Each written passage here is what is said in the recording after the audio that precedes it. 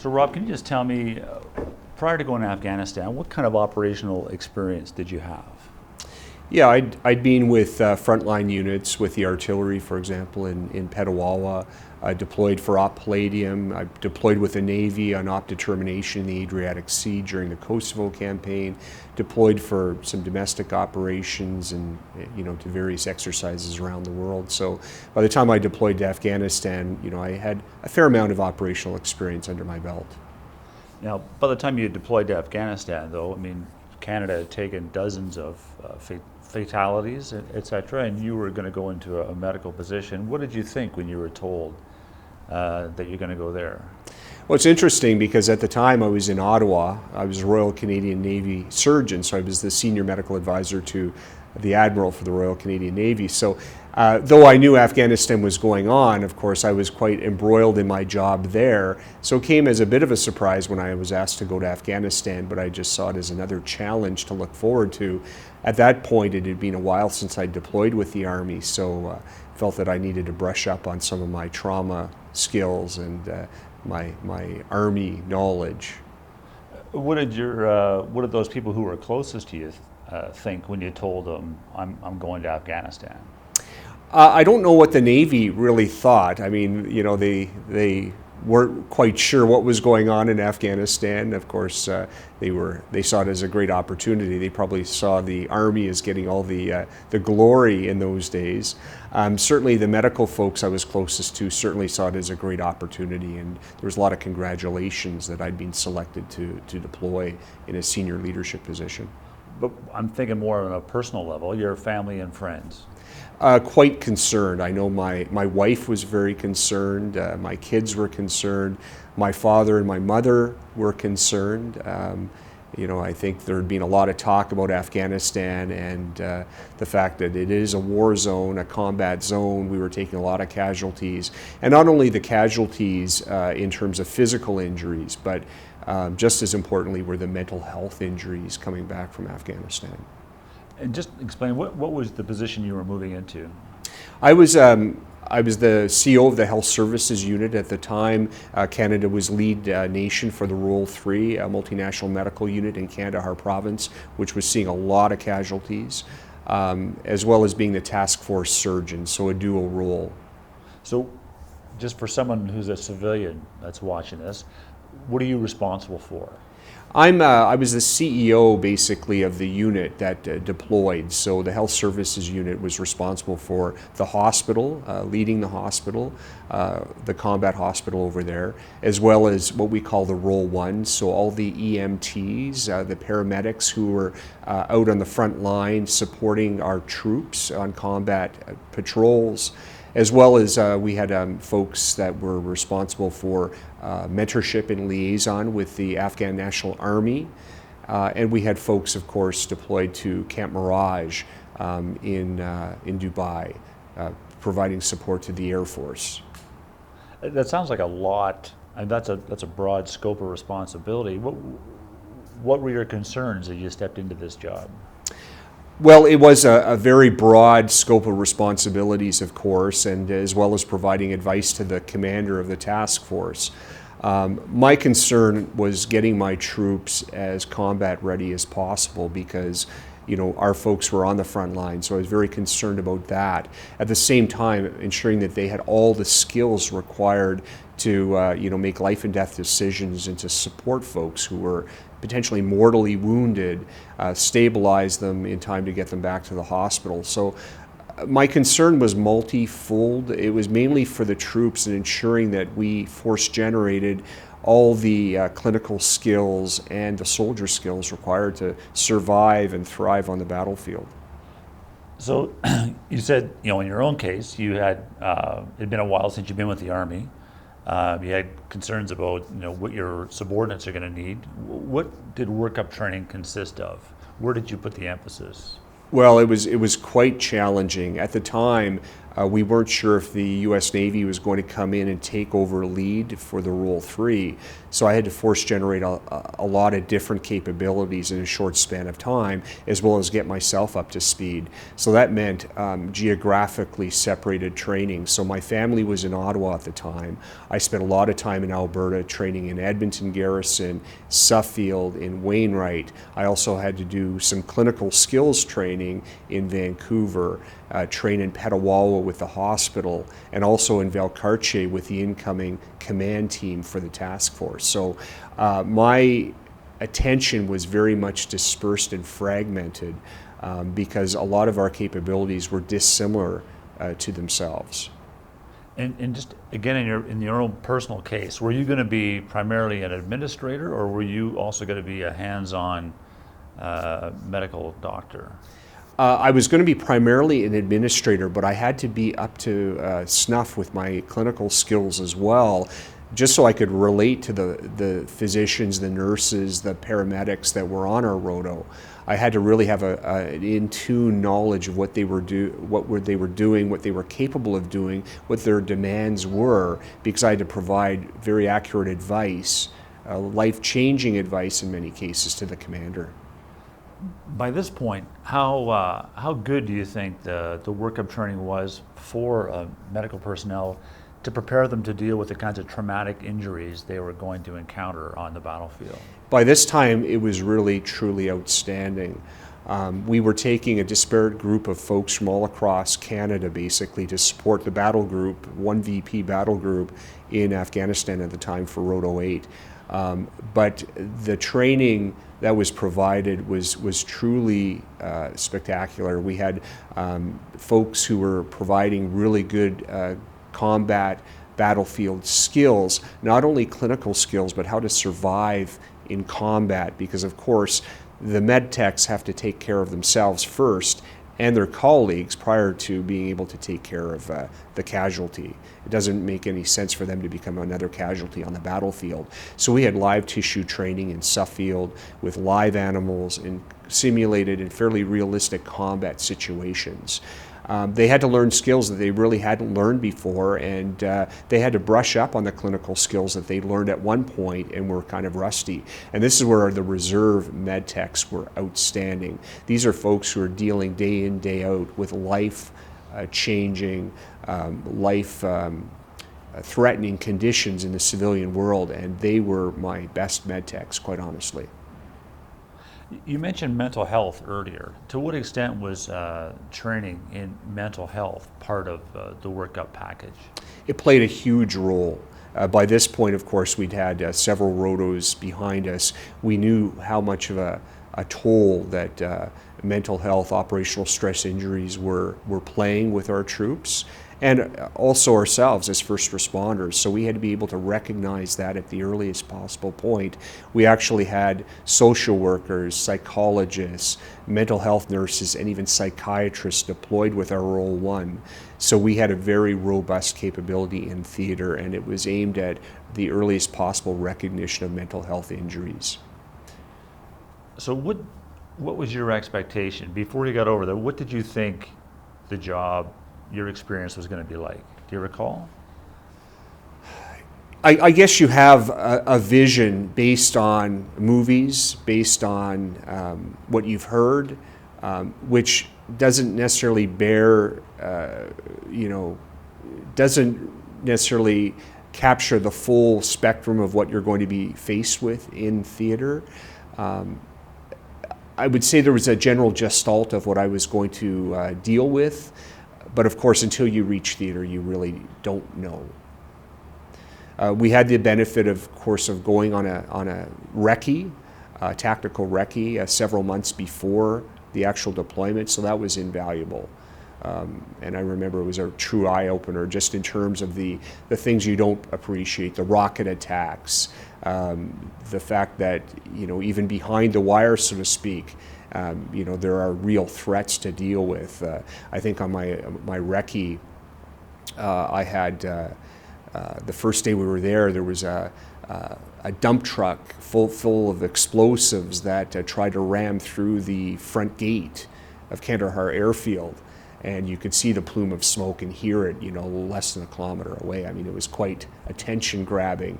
Some of the casualties that I had to deal with, some of the deaths I had to deal with, even on the tactical recce, were things I'd never seen before. So you soon realize that this is the real deal, that this is not deployments as per previous deployments. It caught your attention pretty darn quickly. It sure sharpened your mind to the dangers at hand. What did you personally want for yourself from this experience? Anybody who joins the military looks to the day where they'll deploy to a combat situation. I think as a man, you want to test your mettle. You want to know that you can handle what's required in a combat situation. And I think for myself, I saw it as a great test, something that I probably always have with me. And I think that was it. The question: will you measure up? Will you handle the stress? Will you be able to do your job? Will you thrive? Can you do what needs to be done when asked to? It fortunately is something that not many of us get to deal with, but those of us that have will always have that in the back of our minds, that we measured up. When you finally hit the ground, not the recce, and the recce, it sounds like it was eventful enough, but when you hit the ground for real, what were your first impressions? Absolutely surreal. How you can go from Canada to a war zone just like that. Absolutely surreal. Of course, we were jet lagged. The process to get over there is quite something. Of course, their in routine was quite well established at this point. And you hit the ground running in terms of a lot of presentations, a lot of briefs, just to refresh your memory in terms of the threats, the TTPs, the tactics, techniques, and procedures that are required. You zero in your weapon, you're completely jet lagged at this time. And then you have to, of course, get assimilated and acclimated, and you need to get into a routine as soon as possible. I mean, for me, when I get into a routine, that's my comfort zone. I can live with that. It's just getting into that routine where you know what to expect and it feels comfortable.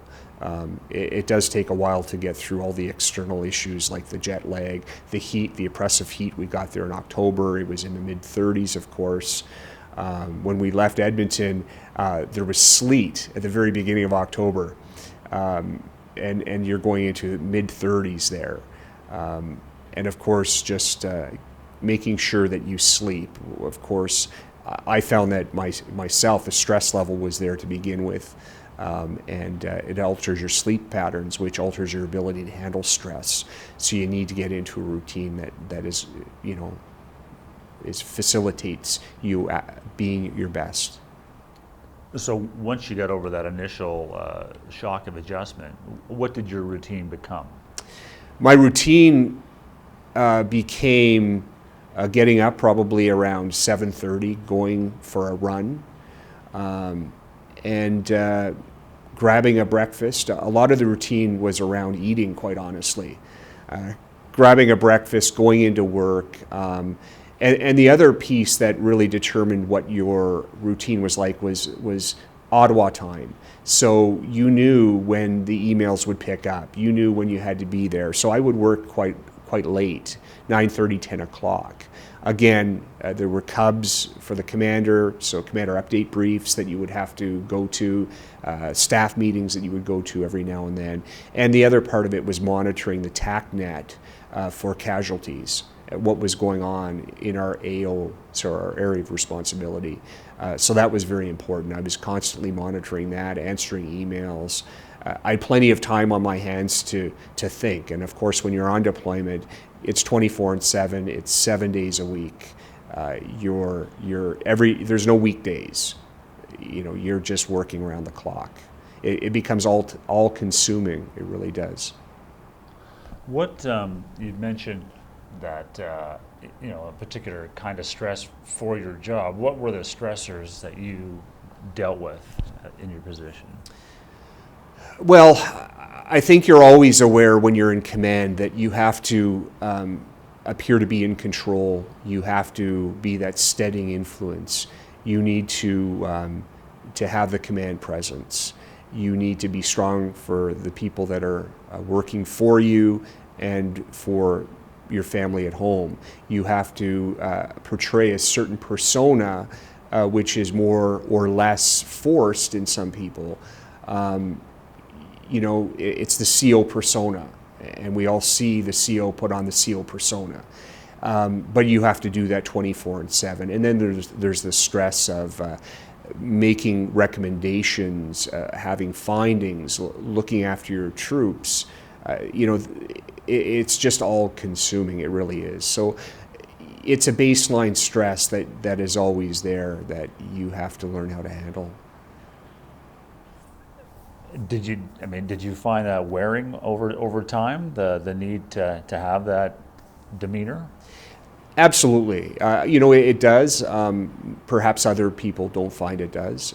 I certainly did. I found when I relinquished command, there was a weight that lifted off my shoulders. I felt it personally.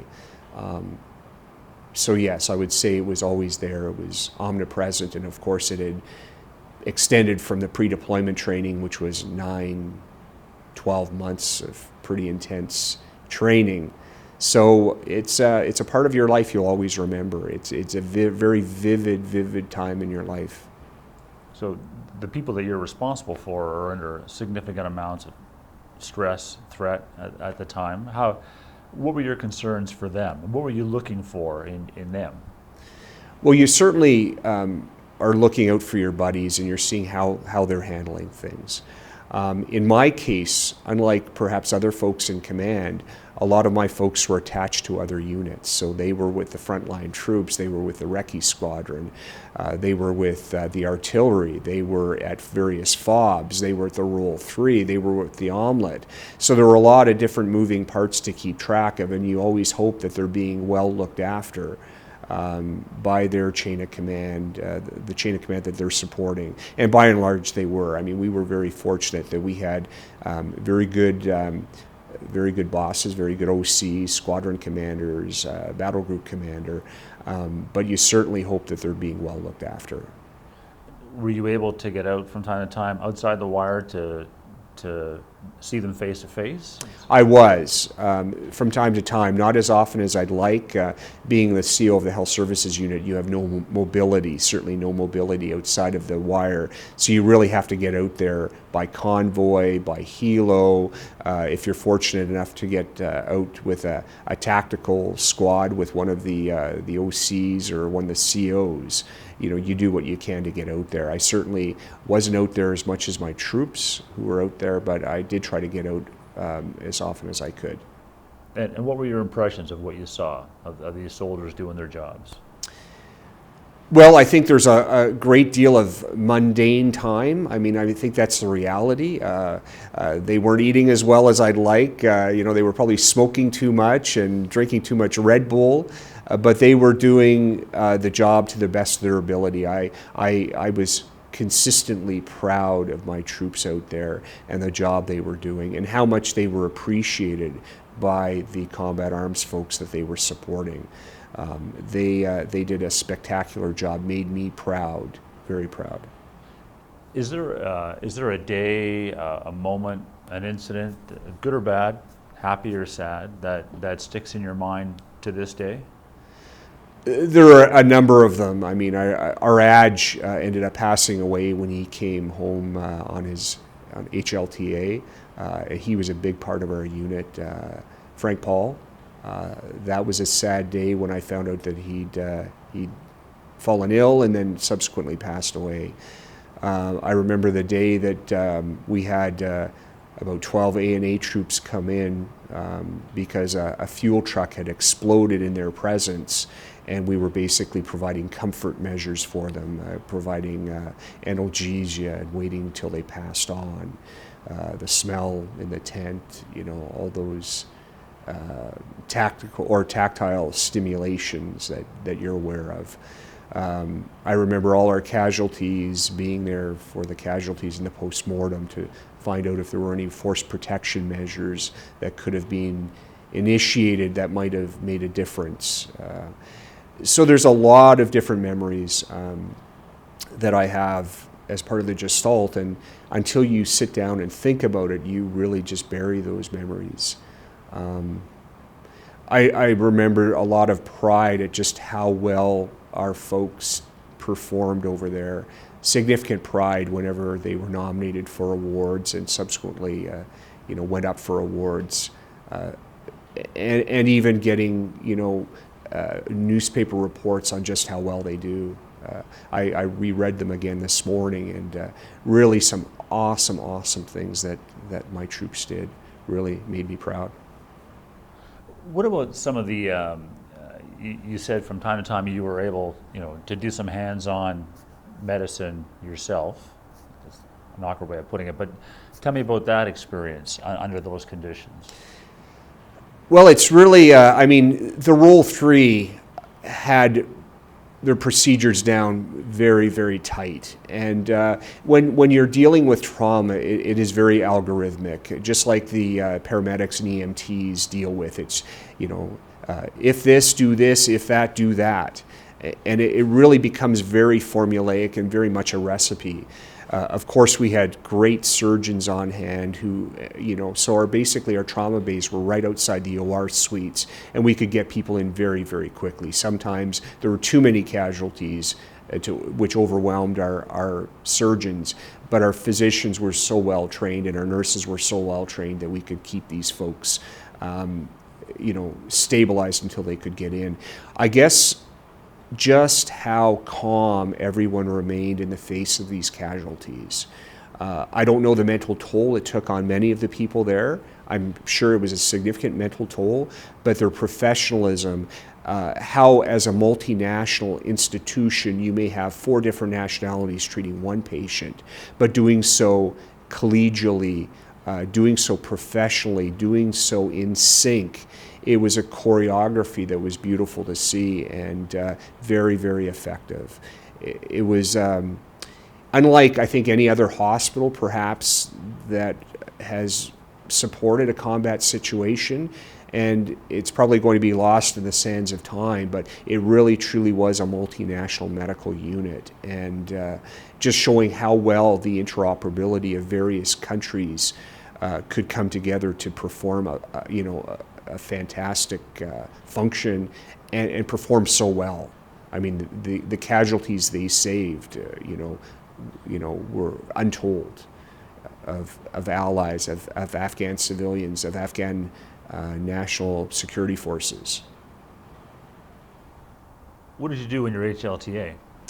HLTA, I went to meet my family in San Antonio, Texas, to celebrate the holidays. And my wife at that time was 4 months pregnant. She's still my wife, but at that time she was 4 months pregnant.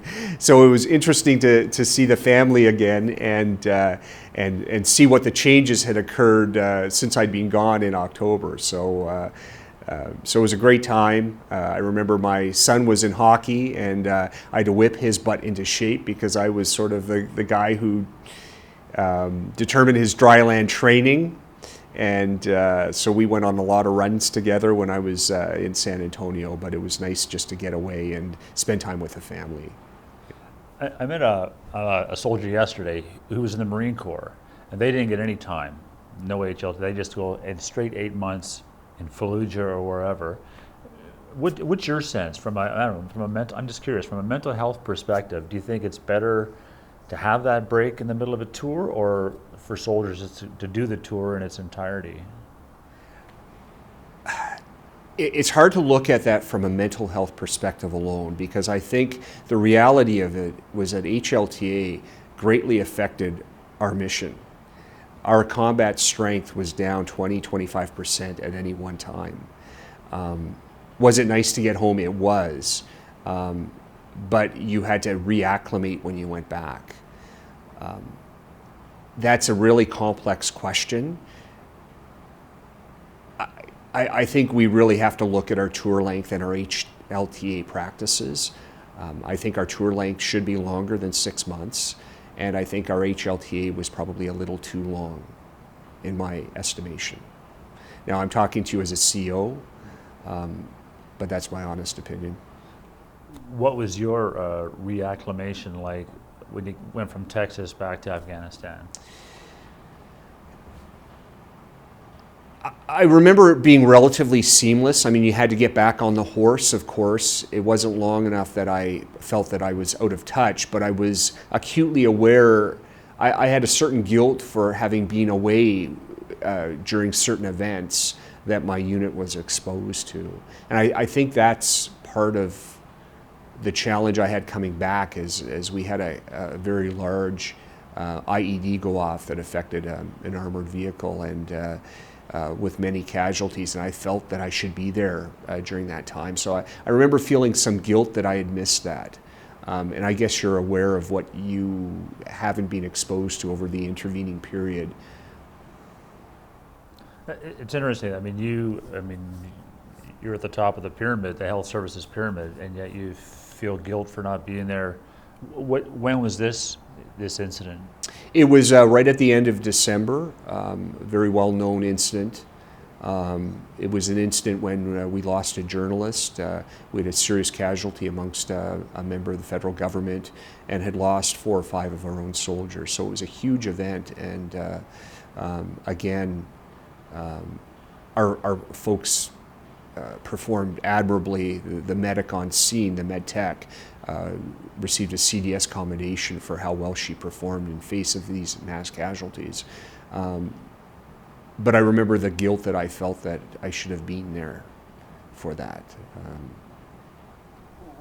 I'm just curious, after an event like that, and just again speaking about mental health, was there any sort of formal debriefing process for the first responders, the soldiers involved?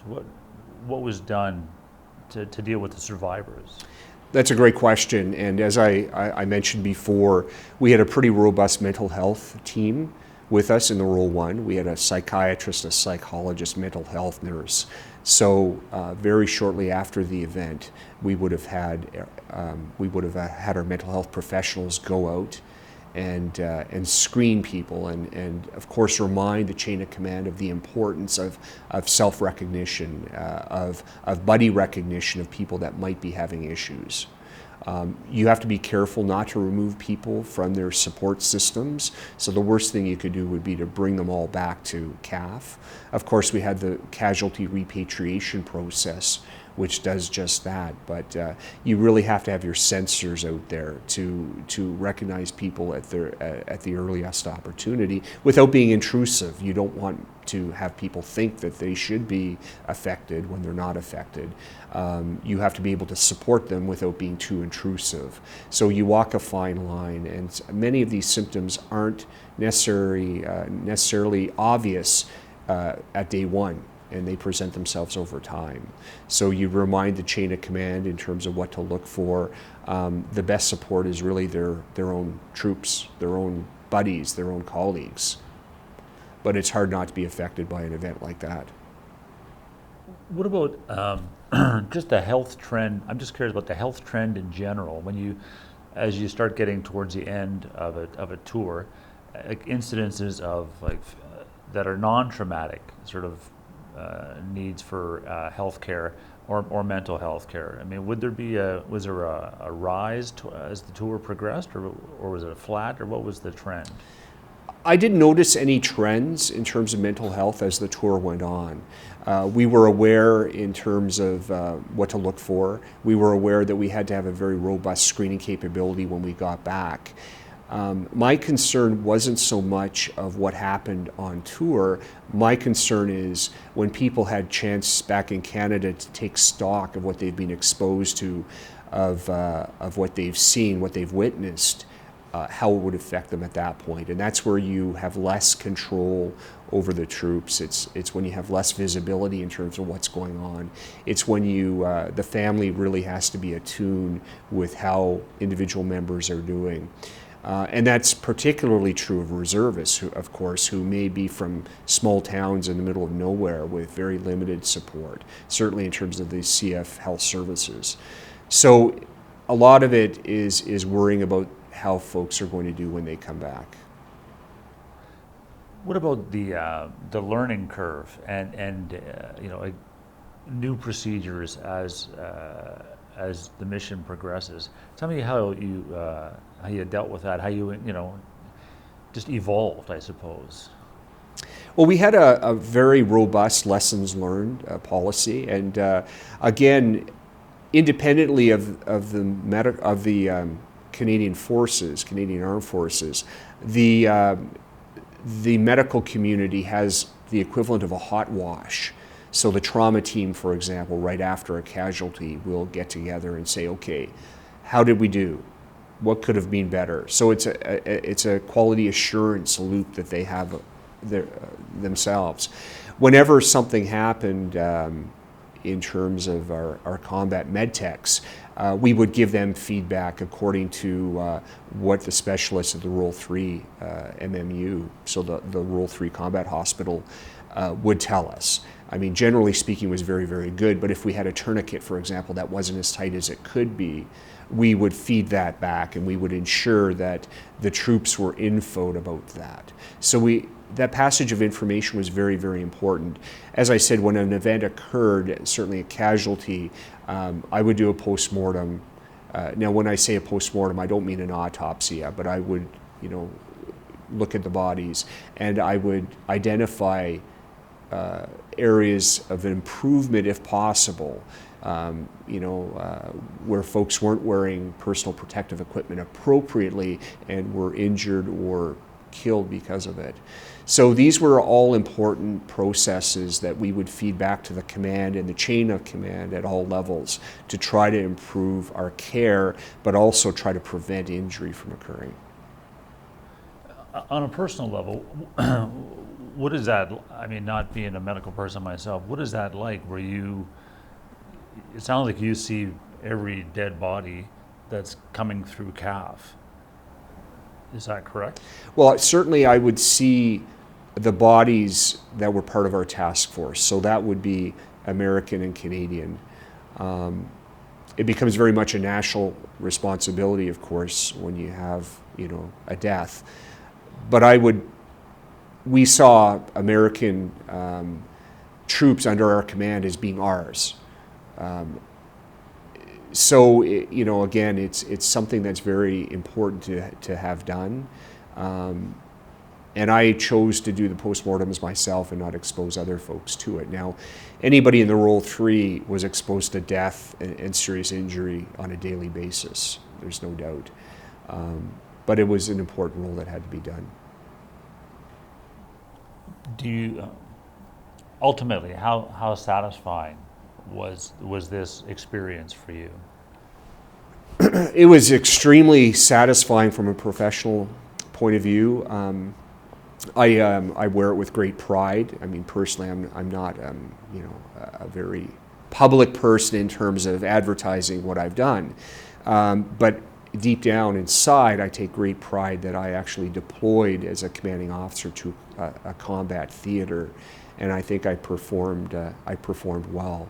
I'm most proud of the fact that I fought hard for recognition of my troops over there, and a number of troops got very well-deserved honors and recognition during their deployment. I think our deployment was a very strong deployment. Our troops did a fantastic job, and several of those troops are actually in my unit now. And that was one of the reasons I decided to become CO of 15 Field Am, is I deployed with combat med techs who were from 15 Field Ambulance, and they were some of the best med techs I had. So it's a great deal of pride that I have and know that I passed muster. What was it like when you get to Cyprus and you can finally take a breath and decompress? Well, it's interesting because I didn't go to Cyprus. My wife was almost due. She was certainly at the limit of when she could fly, and I was informed when I was in Afghanistan that I was going to be posted to Edmonton after spending about 9 months in Edmonton during my pre-deployment training. So we had to do a house hunting trip. And the only way we could do that is if I flew directly back to Edmonton. So that was surreal. I had a brief layover of 3 hours in the Cyprus airport while I caught the next Airbus back to Edmonton. I deployed from October to May, and I foolishly believed that I would miss winter completely. When I left to sleet, coming down at 45 degrees, a very cold early October morning, and I came back to 30 centimeters of snow the night I arrived. I remember arriving and staying in a hotel waiting for my wife, and sleeping for about 18 hours straight. It was pretty interesting. So that was my decompression, and then we went on and did our house hunting trip, and then carried back to Ottawa. Waited for my son to be born, who's now 6, and then commenced our trip out here to Edmonton. So even though you only had 3 hours of decompression, from a professional perspective, how important do you think it was for the troops to have that stopover before they came back to Canada? I think it's enormously important. I think they have to decompress with their buddies, with people who've been through the same situations as they have, blow off some steam in a respectful way, hopefully, in a safe environment. At the same time, they're getting some lectures in terms of mental health, integrating back with the family, transitioning to the family. So important things they have to be aware of. It's surreal to go from a combat zone to Canada in 24 hours. Absolutely surreal, and you have to expect that. Being a medical professional, I knew what to look out for, so I was less concerned. But I think the troops needed that decompression. Looking back, do you think you needed that decompression? I probably did. Of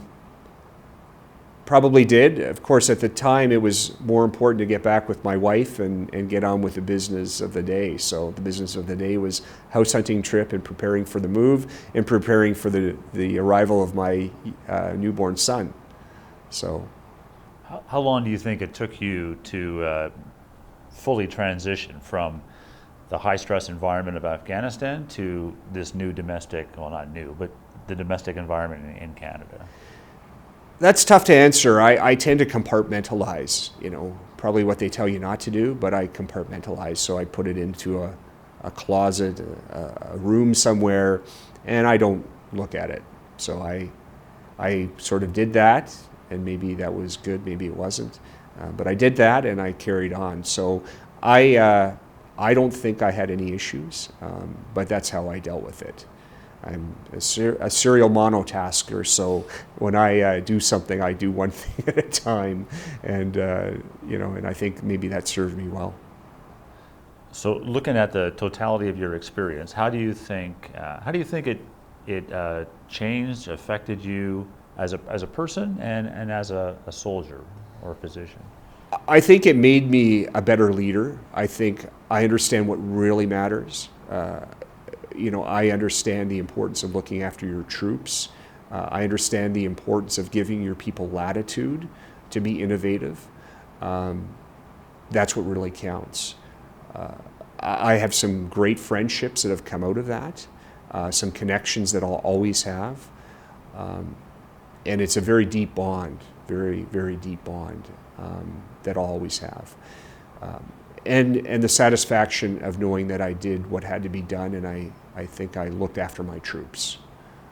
So I can, when all is said and done, I have very positive memories of what happened and how it went down, and knowing that I did the best I could.